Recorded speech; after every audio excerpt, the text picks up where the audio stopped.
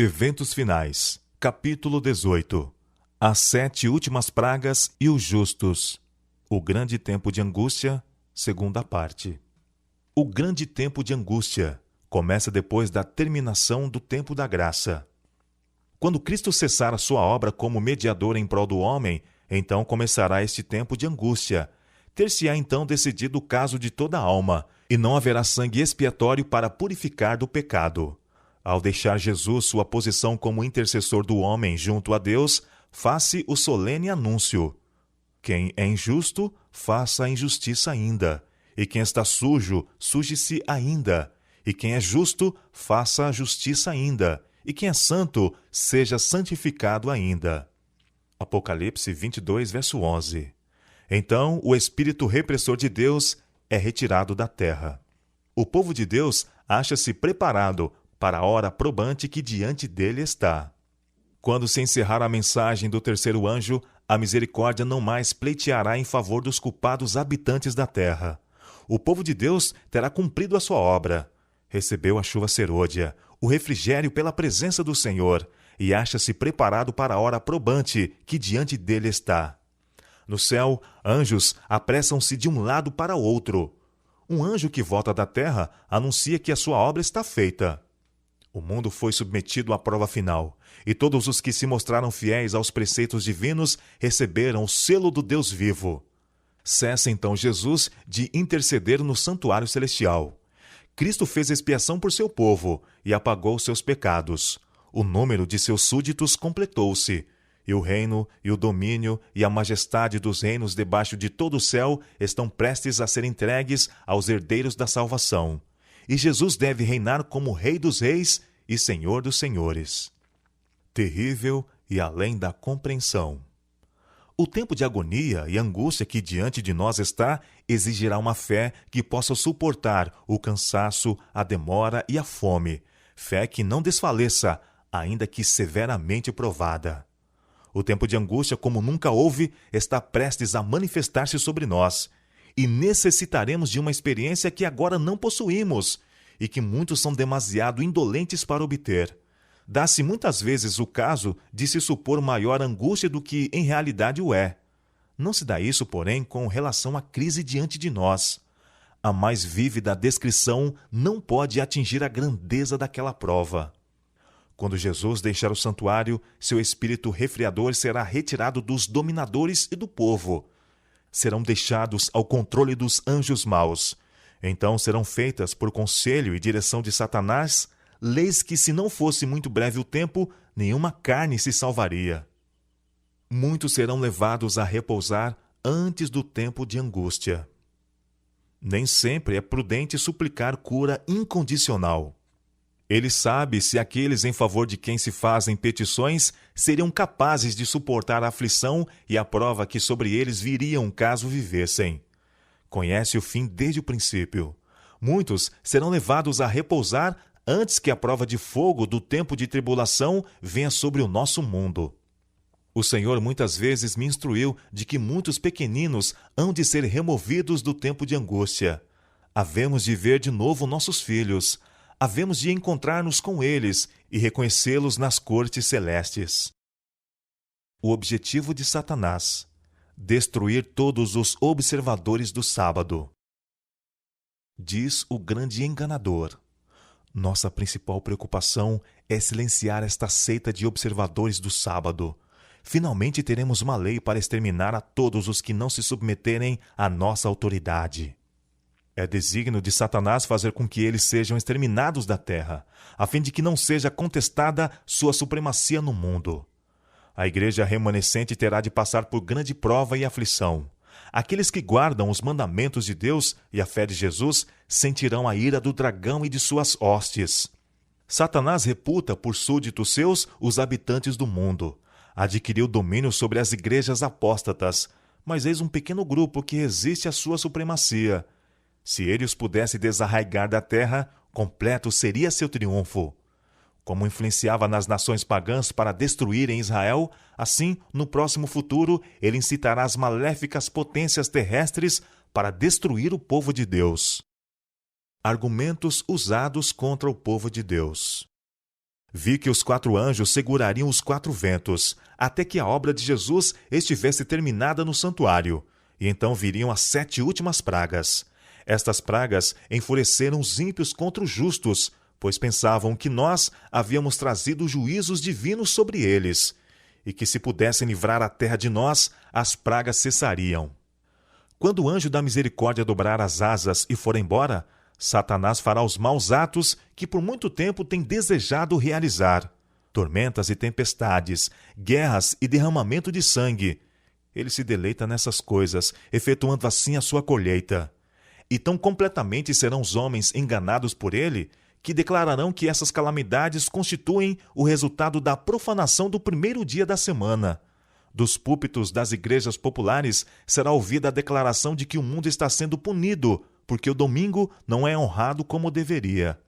E insistir-se-á em que os poucos que permanecem em oposição a uma instituição da igreja e lei do Estado não devem ser tolerados, que é melhor que eles sofram do que nações inteiras sejam lançadas em confusão e ilegalidade. O mesmo argumento, há 2000 anos, foi aduzido contra Cristo pelos príncipes do povo. Este argumento parecerá concludente. Morte para todos os que não honrarem o domingo. Saiu um decreto para se matarem os santos, o que fez com estes clamassem dia e noite por livramento. Assim como Nabucodonosor, o rei de Babilônia, promulgou um decreto de que todos os que não se prostrassem e adorassem essa imagem seriam mortos, também será feita uma proclamação de que todos os que não reverenciarem a instituição do domingo serão punidos com prisão e morte. Leiam todos atentamente o 13º capítulo do Apocalipse, pois ele tem que ver com todo o ser humano, grande ou pequeno. Está prestes a sobrevir ao povo de Deus o tempo de angústia. Então é que sairá o decreto que proíbe aos que guardam o sábado do Senhor comprar ou vender, ameaçando-os de punição e mesmo de morte, se não observarem como dia de descanso o primeiro dia da semana. Os poderes da terra, unindo-se para combater os mandamentos de Deus, decretarão que todos, pequenos e grandes, ricos e pobres, livres e servos, se conformem aos costumes da igreja, pela observância do falso sábado. Todos os que se recusarem a conformar-se serão castigados pelas leis civis e declarar-se-á finalmente serem merecedores de morte. A ira do homem será especialmente despertada contra os que santificam o sábado do 4º mandamento, e, por fim, um decreto universal denunciará a estes como dignos de morte. Decreto de morte semelhante ao que foi promulgado por Assuero. O decreto que finalmente sairá contra o remanescente povo de Deus será muito semelhante ao que Assuero promulgou contra os judeus. Hoje, os inimigos da verdadeira igreja veem no pequeno grupo de guardadores do sábado um Mardoqueu à porta. A reverência do povo de Deus por sua lei é uma constante repreensão aos que têm deixado o temor do Senhor e estão pisando o seu sábado. Vi então os principais homens da terra consultando entre si e Satanás e seus anjos ocupados em redor deles. Vi um escrito, exemplares do qual foram espalhados nas diferentes partes da terra, dando ordens para que se concedesse ao povo liberdade, para depois de certo tempo matar os santos, a menos que estes renunciassem sua fé peculiar, abandonassem o sábado e guardassem o primeiro dia da semana. Se o povo de Deus puser a confiança nele e pela fé se apegar ao seu poder, os ardis de Satanás serão frustrados, tão evidentemente em nosso tempo como nos dias de Mardoqueu. Os remanescentes fazem de Deus a sua defesa. E naquele tempo se levantará Miguel, o grande príncipe, que se levanta pelos filhos de teu povo, e haverá um tempo de angústia, qual nunca houve desde que houve nação até aquele tempo. Mas naquele tempo livrar-se-á o teu povo, todo aquele que se achar escrito no livro. Daniel capítulo 12, verso 1. Quando vier este tempo de angústia, todo o caso estará decidido. Não mais haverá graça, nem misericórdia para o impenitente.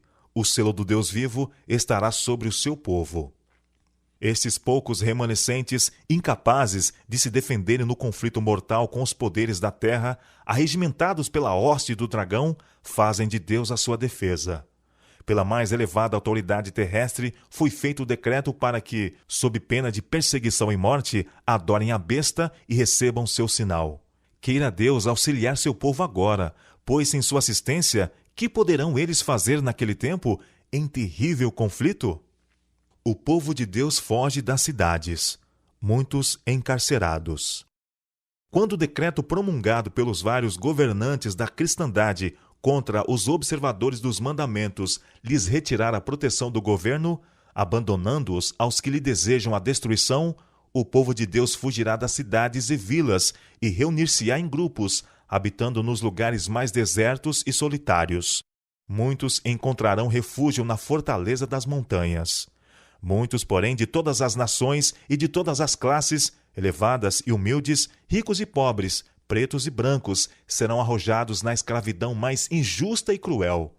Os amados de Deus passarão dias penosos, presos em correntes, retidos pelas barras da prisão, sentenciados à morte, deixados alguns aparentemente para morrer à fome nos escuros e nauseabundos calabouços.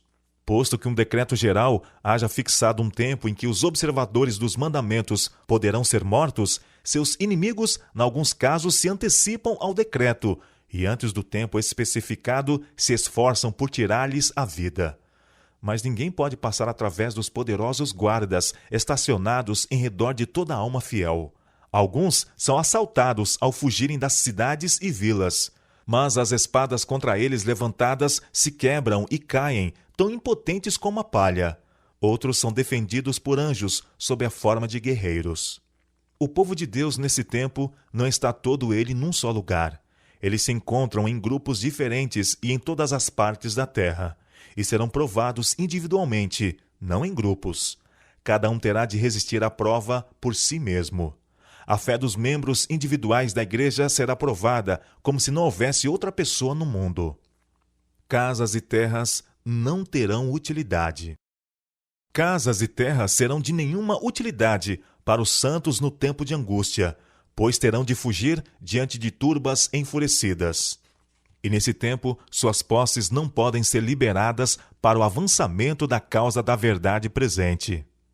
Vi que se alguém se apegar à sua propriedade e não inquirir do Senhor quanto ao seu dever, ele não fará conhecido esse dever, sendo-lhes permitido conservar sua propriedade. E no tempo da angústia, isto virá sobre eles como uma montanha para esmagá-los, e eles procurarão dispor dela, mas não será possível. Mas se desejassem ser ensinados, ele os ensinaria em tempo de necessidade, quando vender e quanto vender.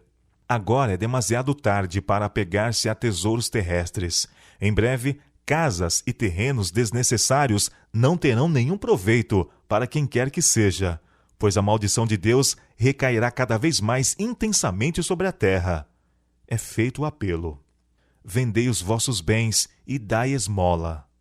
Esta mensagem deve ser transmitida fielmente e inculcada ao coração das pessoas, para que a propriedade de Deus retorne a ele em oferendas para o avanço de sua obra no mundo. Como o tempo da angústia de Jacó.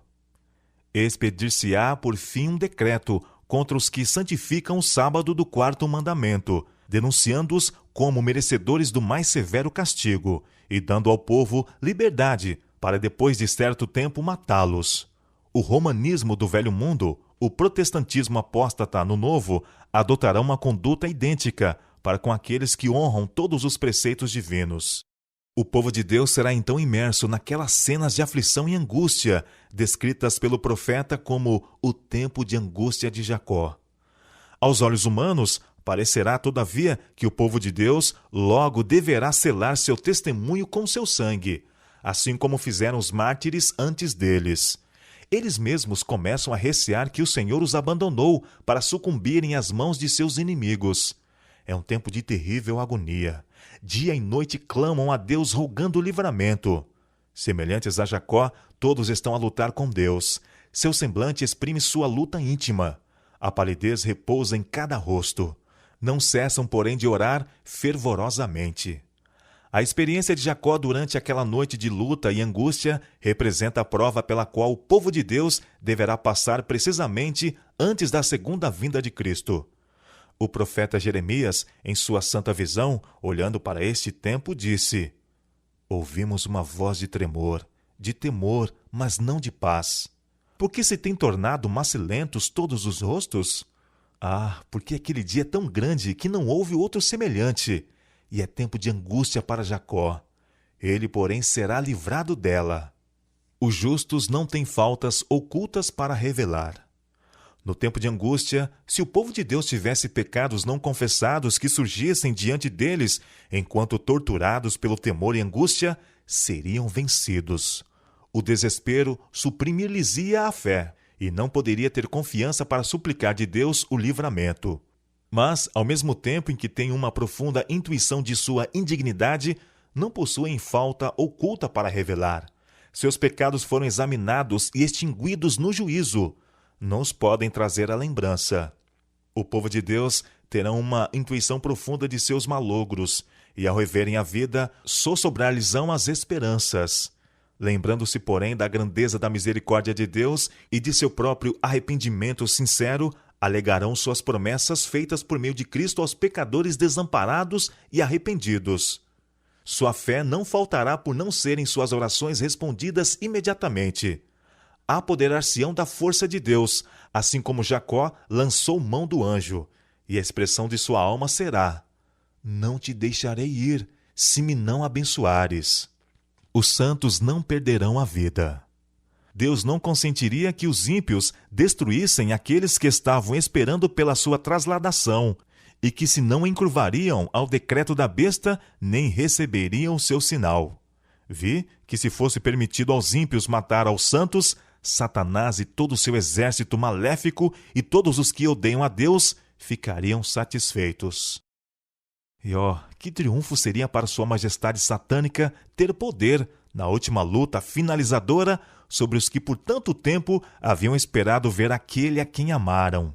Aqueles que haviam zombado da ideia de os santos ascenderem para o céu serão testemunhas do cuidado de Deus para com seu povo e contemplarão seu glorioso livramento. O povo de Deus não estará livre de sofrimento, mas conquanto perseguidos e angustiados, conquanto suportem privações e sofram pela falta de alimento, não serão abandonados a perecer. Se o sangue das fiéis testemunhas de Cristo fosse derramado nessa ocasião, não seria como o sangue dos mártires, qual semente lançada a fim de produzir uma messe para Deus. Deus proverá. O Senhor tem me mostrado repetidamente que é contrário à Bíblia fazer qualquer provisão para o tempo de angústia. Vi que se os santos tivessem alimento acumulado por eles no campo no tempo de angústia, quando a espada, a fome e pestilência estão na terra, seria tomado deles por mãos violentas e estranhos ceifariam os seus campos. Será para nós então tempo de confiar inteiramente em Deus, e Ele nos sustentará. Vi que nosso pão e nossa água serão certos nesse tempo, e que não teremos falta nem padeceremos fome, pois Deus é capaz de estender para nós uma mesa no deserto. Se necessário, Ele enviaria corvos para alimentar-nos, como fez com Elias, ou faria chover maná do céu, como fez para os israelitas. Vi que havia um tempo de angústia diante de nós, em que premente necessidade compelirá o povo de Deus a viver de pão e água. No tempo de angústia, ninguém se afadigará com as mãos, seus sofrimentos serão mentais, e Deus proverá alimento para eles. O tempo de angústia está precisamente diante de nós, e então premente necessidade requererá que o povo de Deus negue o próprio eu e coma meramente o suficiente para manter a vida. Mas Deus nos preparará para esse tempo. Nessa terrível ocasião, nossa necessidade será a oportunidade de Deus para comunicar seu poder fortalecedor e amparar seu povo. Pão e água é tudo o que foi prometido aos remanescentes no tempo de angústia. No tempo de angústia, precisamente antes da vinda de Cristo, os justos serão preservados pelo ministério de anjos celestiais. Nenhum intercessor, mas constante comunhão com Cristo. Cristo fez expiação por seu povo e apagou seus pecados. O número de seus súditos completou-se. Deixando ele o santuário, as trevas cobrem os habitantes da terra. Naquele tempo terrível, os justos devem viver à vista de um Deus santo, sem intercessor. Esquecer-se-á o Senhor de seu povo nesta hora de provação? Ainda que os inimigos os lancem nas prisões, as paredes do calabouço não podem interceptar a comunicação entre sua alma e Cristo. Aquele que vê todas as suas fraquezas e sabe de toda aprovação está acima de todo prazer terrestre. E anjos virão a eles nas celas solitárias, trazendo luz e paz do céu. A prisão será como palácio, pois os ricos na fé morarão ali, e as paredes sombrias serão iluminadas com a luz celestial, como quando Paulo e Silas, à meia-noite, oraram e cantaram louvores na masmorra de Filipos.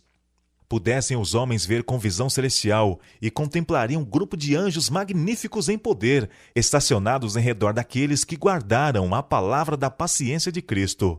Com ternura compassiva, os anjos têm testemunhado sua angústia e ouvido suas orações.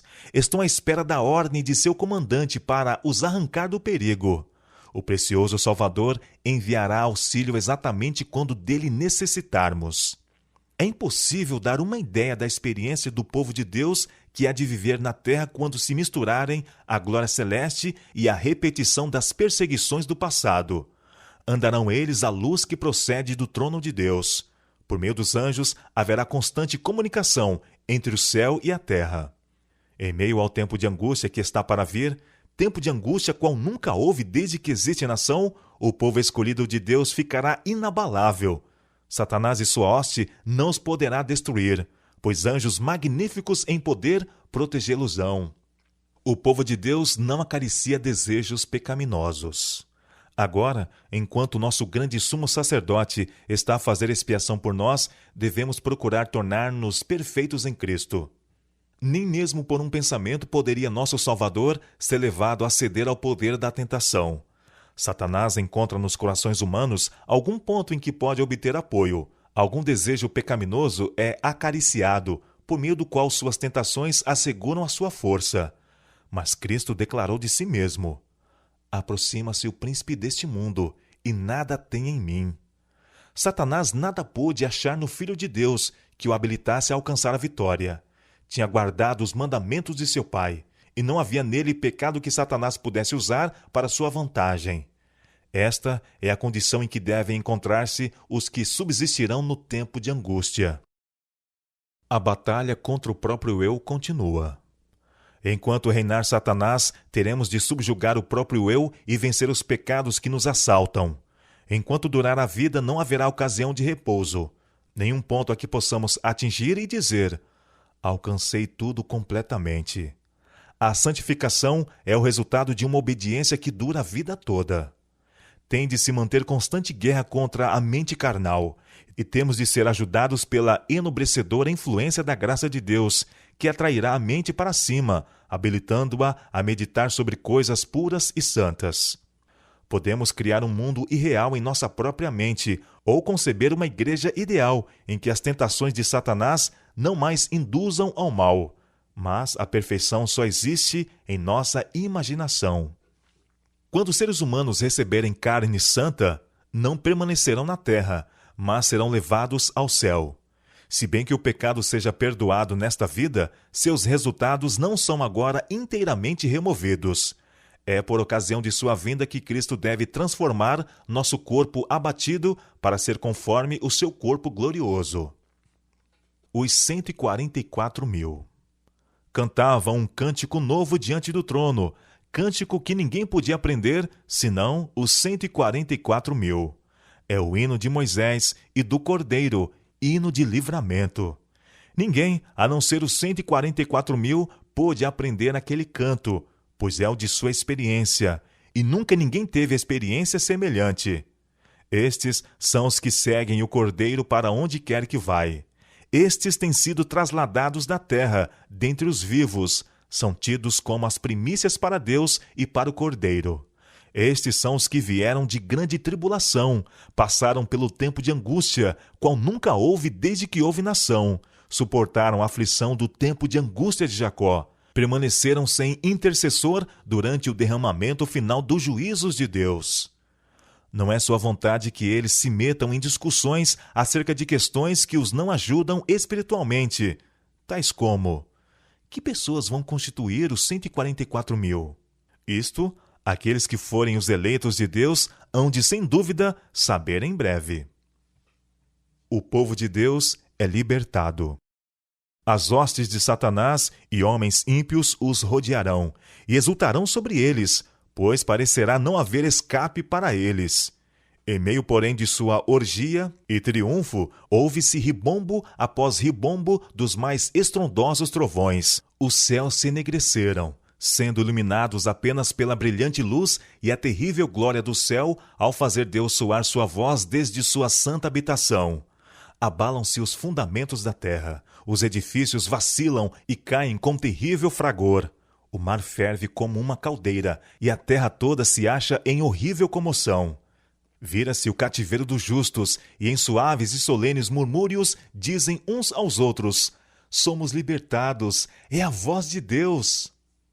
Quando a proteção das leis humanas for retirada dos que honram a lei de Deus, haverá nos diferentes países um movimento simultâneo com o fim de destruí-los.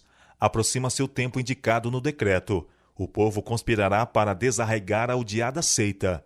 Resolver-se-á dar em uma noite um golpe decisivo que faça silenciar por completo a voz de dissentimento e reprovação. O povo de Deus, alguns nas celas das prisões, outros escondidos nos retiros solitários das florestas e montanhas, pleiteia ainda a proteção divina, enquanto por toda parte grupos de homens armados, instigados pelas hostes de anjos maus, se estão preparando para a obra de morte.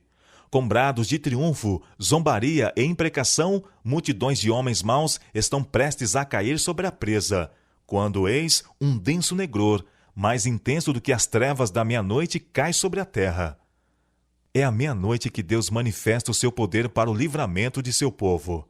Em meio dos céus agitados, acha-se um espaço claro de glória indescritível, donde vem a voz de Deus como o som de muitas águas, dizendo: está feito.